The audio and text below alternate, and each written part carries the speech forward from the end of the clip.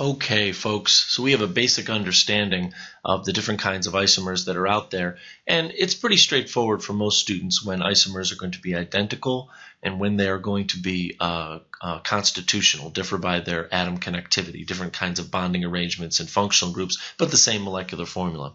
If we're in a situation where the difference that we're looking for is rotation about a single bond, there's some pretty interesting things that we can glean from this. Probably the most important of all is the fact that, again, double and triple bonds cannot do conformational isomerism for reasons that we'll explain in a number of weeks, maybe waiting till the end of March to learn the quantum mechanical reason, but double and triple bonds cannot rotate. And our model kit actually models this very, very well. They don't allow them to actually twist. Anything having to do with a regular single bond of any kind, carbon-carbon, carbon-hydrogen, carbon with another heteroatom, has the ability to rotate and make different kinds of structures by shape just by that rotation. So you should be able to see how a molecule like this of butane has the same molecular formula, is not superimposable, but does differ by the rotation about a very center bond there.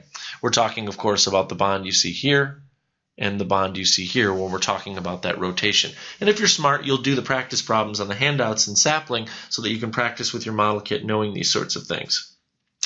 When we bring up a molecule like methane, there isn't really that much to talk about. Certainly we can draw what that structure looks like and draw in the H's that are attached there as well.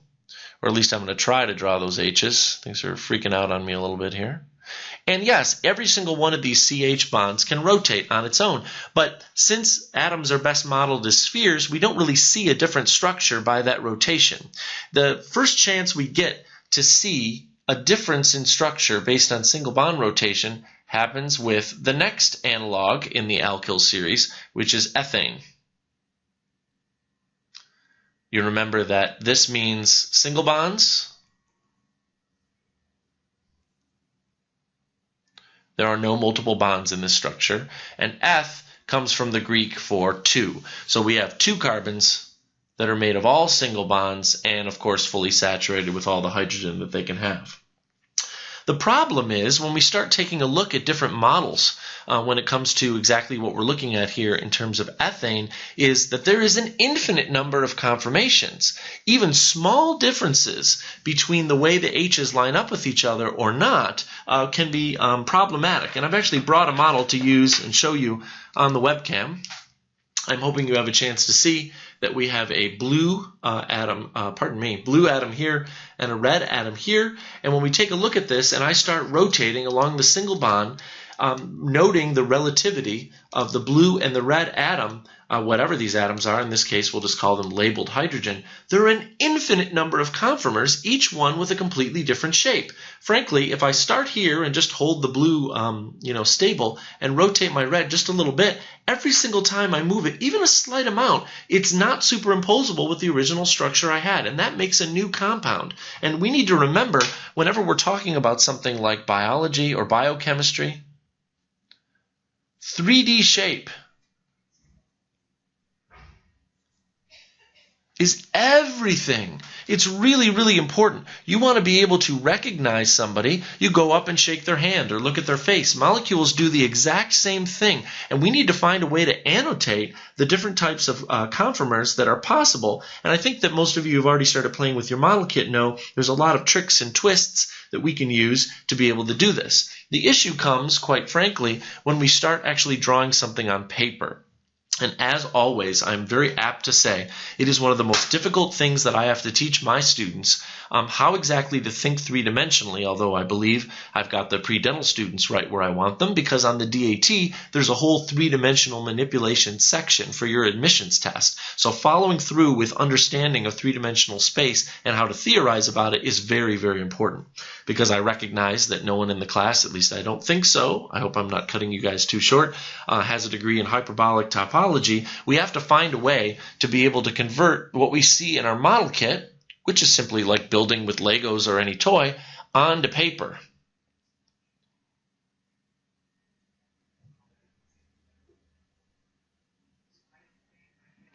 How are we going to make this transition, and what tool can we use to get the job done? Well, there is a special template in organic chemistry called a Newman projection.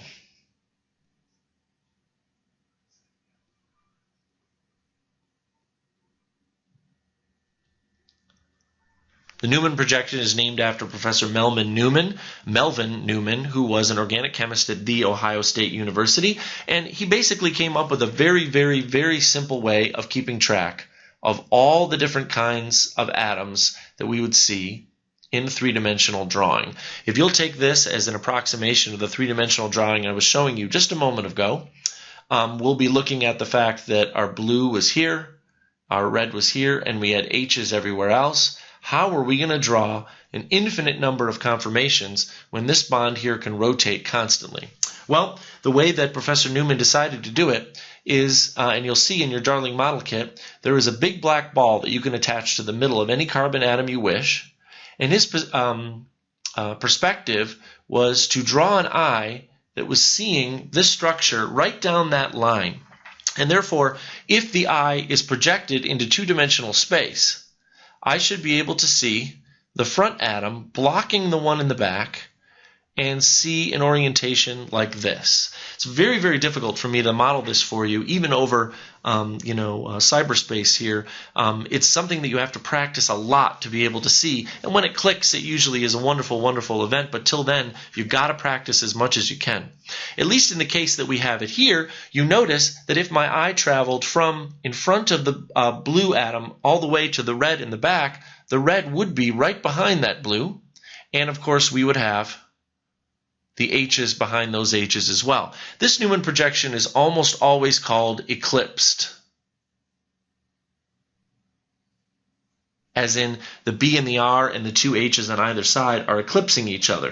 For the record, it's reasonable to assume that you might also draw this Newman projection in this orientation. It doesn't matter whether you draw it with a Y facing up or down, as long as the atoms are eclipsed.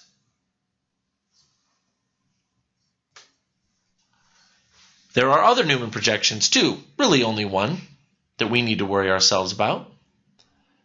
And that is the Newman projection where all the atoms are spaced out as far as they can go. And in this case, if we want to label it with our B atom and our R atom, we would call this Newman projection, or variations where the Y is facing up. We would call these the staggered projections. And I'm hoping you understand the difference between eclipsed and staggered when we take a quick look at all the different possible possibilities here if we're following the blue and the red atom. You notice, by the way, that I've already made a huge error, and hopefully it'll be instructive to you. See if I can actually learn how to use the eraser here, right? The B and the R atoms are not attached to the same carbon, and that actually is really, really important to note. They are attached to the front and back carbon where my eyeball is looking down that bond that's rotating. So the R is actually attached, the red atom is actually attached to the rear atom where the blue is on the front. And maybe that was a very, very good mistake to make, because it shows you how easy it is to not be able to see the differences that we have here when we're trying to convert things from 3 dimensions to 2 dimensions on paper. The frame of reference in almost all of these cases is always your own eye, and that's why making use of your model kit to be able to see things in 3 dimensions first is so important. What I'm going to suggest that we do is run through a series of Newman projections, starting with the orientation that we've already drawn, where our creepy little eyeball here is looking down this bond, and we start to rotate this bond and see if we can spot the important conformations that come from this. We probably, because of the differences you see between these atoms, and of course the fact that carbon can only have 4 single bonds, we have what's called a 60-degree dihedral angle here, and we're going to chart all the different possibilities for rotating, let's say, the red atom around the blue one as it goes around like the face of a clock, and see if we can mark out all the different possibilities by drawing different Newman projections. So to draw the Newman projection that actually matches where we started, we would have to draw something like this. Ladies and gentlemen, to simplify the drawings, I am not going to draw in the H's. I assume that you know that those H's are always there. If I rotate 60 degrees, and I keep my front atom exactly in the same orientation, I'm going to end up with my red 60 degrees away from the blue. If I rotate another 60 degrees, and again keep that front atom exactly the same, I'm going to end up with my red atom eclipsed. But instead of being eclipsed up here behind the blue, now it's eclipsed down here behind an H. What happens when I rotate 60 degrees again? Surprise, surprise, we end up with another staggered conformation, and certainly most of you can see a pattern. Here, the B and the R are completely across from each other. Rotate another 60 degrees, and you guessed it, we end up with another eclipsed conformation. Again, not perfectly eclipsed in our drawing, but we're trying to show that that's the way it works. Here the R is nestled behind the H on the left side. And after another 60-degree rotation,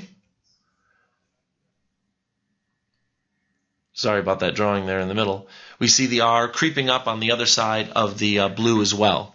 It probably will not surprise you to learn that if I take this structure with my model kit or on paper and rotate it another 60 degrees, that we end up exactly where we started with the B and the R eclipsing each other. So in general, because of course there's 360 degrees in a circle, we're going to see 6 different possible conformations when we take a look at this molecule ethane. There are a few markers that we want to use to keep track of these different kinds of conformations here, and some terminology that will be very, very helpful to you. With regard specifically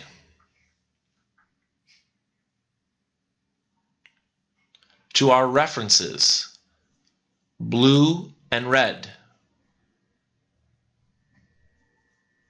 Sorry, it doesn't look pretty. With regard to our references of blue and red, we can make some judgment calls about their relationship as they go around the ring, and around the Newman projection. It just looks like a circular ring, right?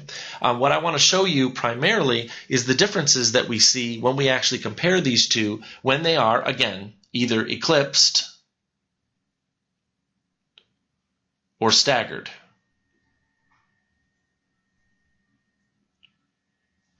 The first thing that you notice is that we have a few conformations where the R is next door.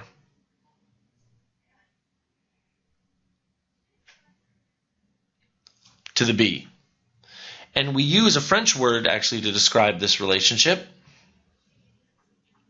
It's called gauche in particular.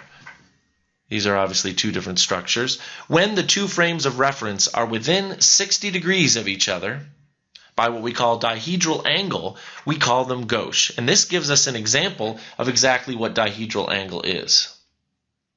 Again, I do not expect all of you to have degrees in geometry, but we have to start somewhere.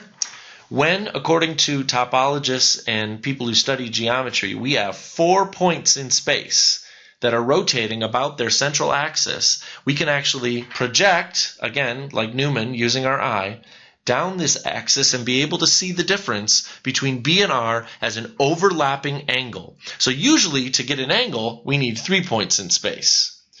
B and R actually have 4 points between them, so we usually call this a dihedral angle, meaning it involves multiple planes. D-I-H-E-D-R-A-L, dihedral angle. Being able to keep up with the nomenclature for all these different kinds of conformations obviously is very, very important. Another conformation that was really, really important is the singular one where B and R are as far away from each other as possible. This is almost always referred to as the anti-conformation.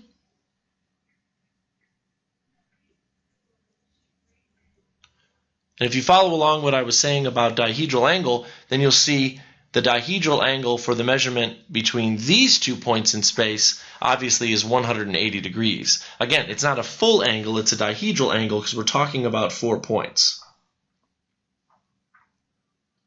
The idea is that as we go through all the different kinds of conformations, there is a certain amount of strain on the molecule as these atoms pass in front and in back of each other.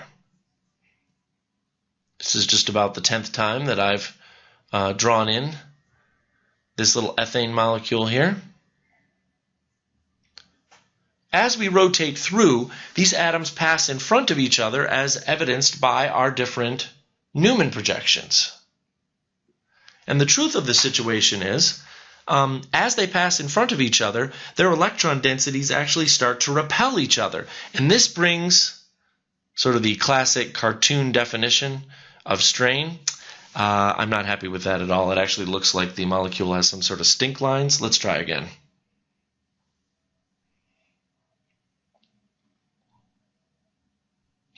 We are looking to demonstrate that there's a certain amount of strain or stress associated with the atoms actually being in close contact with each other, even if they're not completely touching. And in this case, we often see people draw in these fake balls that are getting close to each other and generating some kind of strain between them, and that's more like a lightning bolt, not a stink line. Well, they're sort of half lightning bolt, half stink lines. But as this bond begins to rotate, we actually feel a very specific kind of strain associated with that rotation. And that is almost always referred to as Pitzer strain, named after the person who first categorized it, or if you will, torsional strain. I think a lot of people in the class have felt torsional strain before. I don't mean to be racially unsensitive, but there is a certain thing you can do when you grab somebody's arm with two hands and twist in opposite directions, and that causes a lot of pain and a burning sensation. I will not say its name here. I think that's either happened to most people in the room, or you've maybe been the supplier of one of those things before. That strain and that stress that gives your blood the chance to boil up and feel that burning sensation in your arm as it's being pulled in two directions is exactly what Pitzer or torsional strain is all about. And the idea is B, R, H, and H want to stay as far away from each other as possible. And so usually, in general, we view the staggered conformation called anti as the most stable conformation overall, because we actually have the ability to have the groups that we're looking at as 180 dihedral angle degrees. Anything between here and here is less than 180. Anything between here and here is less than a negative 180, because we can start measuring in whole angle degrees by dihedral angle after we begin rotating either to the right or the left. So this is the maximum amount that they can be apart. It probably won't surprise you at all to learn that we have another kind of strain that we're trying to avoid as we complete those cycles around the rotation of this center bond. Since these atoms have defined molecular geometries, again, treat them mostly like spheres or balls, and that basically is the best way to think about the space that an atom occupies. There is electron density on the outside of those, and electron density will repel other electron density. They do not want to be near each other at all. And this actually brings in another kind of stink line, lightning bolt strain, which we almost always refer to as van der Waals strain.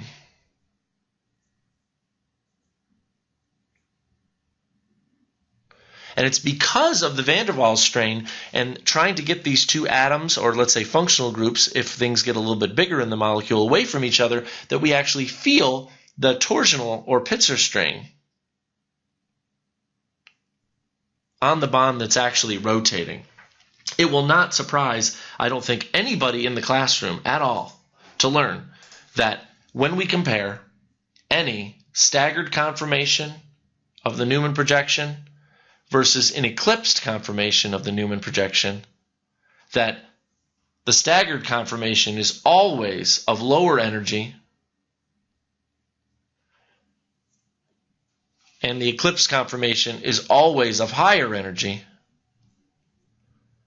owing to the 2 times of strain that it has, both van der Waals which we see here, here, and here as the atoms start to overlap with each other, and the Pitzer, which we see sort of hidden behind this ball, the strain along the center bond as the torsion tries to avoid getting involved in the van der Waals strain. The lower energy staggered conformation has none of these kinds of strain.